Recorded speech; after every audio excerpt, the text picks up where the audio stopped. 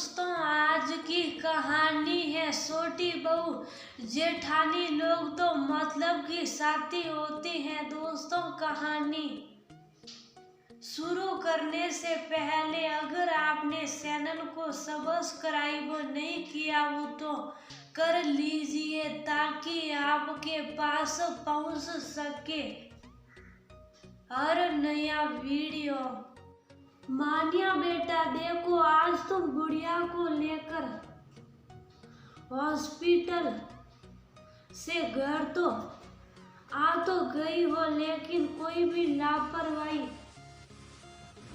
नहीं बरतनी है। ठंड भी बहुत ज्यादा है, इसलिए ज्यादा से ज्यादा ठंड से खुद को बचाओ और गुड़िया को भी बचाओ, क्योंकि शोर के बाद के 40 दिन जच्चा और बच्चे के बचाव की दृष्टि से तो माँ बेटी के लिए बहुत ज्यादा महत्वपूर्ण है, क्योंकि इस समय का खाया पिया और मालिश आदि जीवन पर्यंत शरीर को ऊर्जा प्रदान करती है। सारिका अभी तुरंत ही पहली बार माँ बनी अपनी बहू मानिया को समझा रही थी और अभी अभी उसका पहला नहान धुलवा कर सारिका उसको उसके कमरे में लेकर आई थी। वैसे तो बाहर ठंड बहुत ज्यादा थी, क्योंकि दिसंबर का महीना होता है कड़ाकेदार ठंडा का, लेकिन कमरे में रूम हीटर की वजह से ठंड कम लग रही थी। मानिया से गुड़िया को अच्छे से साल में लिपटा लिया और आराम से पलंग पर लेकर बैठ गई। चलो, मैं अब तुम्हारे लिए गरम गरम हरीरा पंजरी और मेवा के लड्डू लेकर आती हूँ, जिससे शरीर के अंदर से भी गर्माहट आ जाएगी। सारिका मानिया का गाल थपथपाकर मुंह सूंघते हुए बोली, ठीक है मम्मी जी, लेकिन पहले मुझको ये बताइए, जो दो नए अनजान चेहरे मुझको दिखाई पड़ रहे, मैं उन लोगों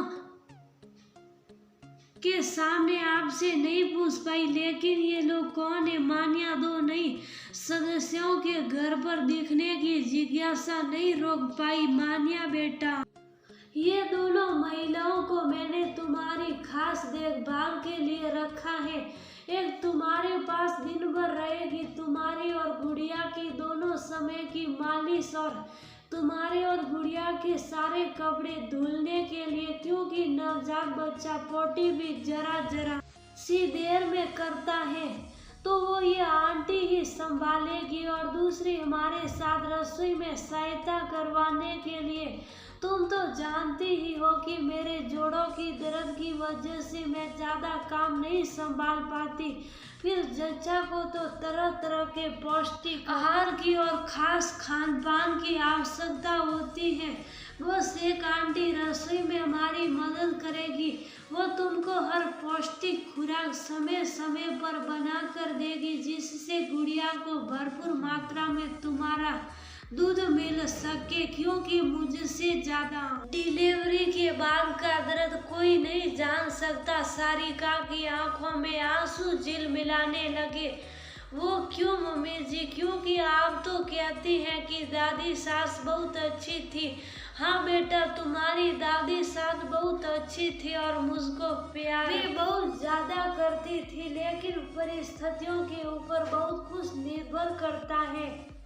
ये कहते कहते सारिका अतीत में पहुंच गई। मानिया बेटा, तुम्हें ये तो पता ही है कि मैं अपनी सास की 5वीं यानी कि सबसे छोटी बहू थी। हमारे बच्चे होने तक तो काफी उम्र दराज जो सुखी थी, उनसे ज्यादा रसोई का काम भी नहीं संभलता था। मेरी मम्मी भी खुद दमा की बीमारी के कारण आ नहीं सकती थी, क्योंकि बच्चे को इन्फेक्शन का बहुत खतरा होता है। तब ऐसी परिस्थितियां भी नहीं थी कि कोई काम वाली लगाई जा सके। ये जो मेरे जोड़ों का दर्द है, ये उसी का नतीजा है। विशाल का जन्म भी बहुत ठंड में ही हुआ था।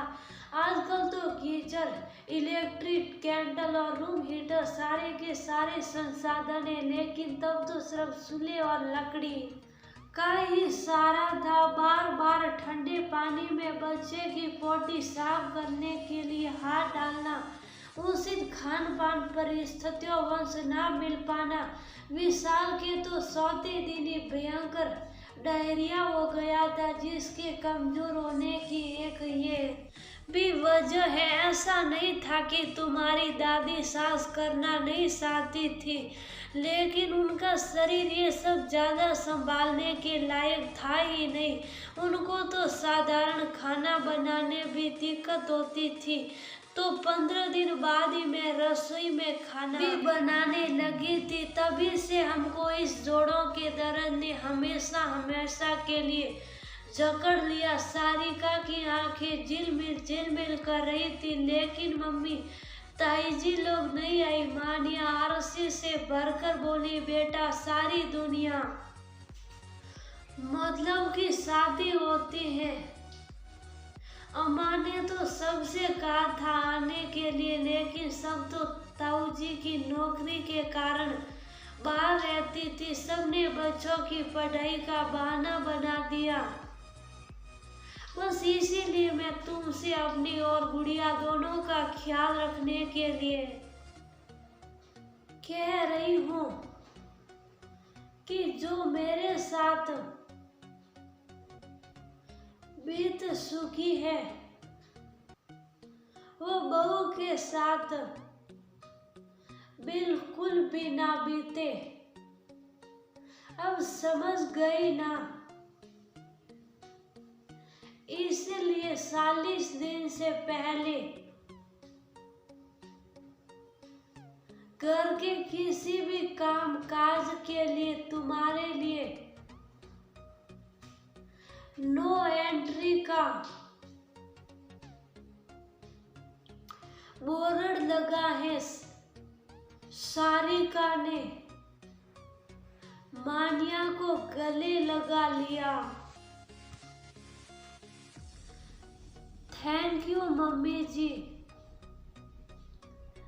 मुझको सचमुच बहुत गर्व होता है आप जैसी सास की बहू बनने पर। काश दुनिया के लोग आप जैसी सास देखे और कहे कि हाँ ऐसी भी सास होती है। और मानिया भी अपनी सास सारिका के गले से लिपट गई।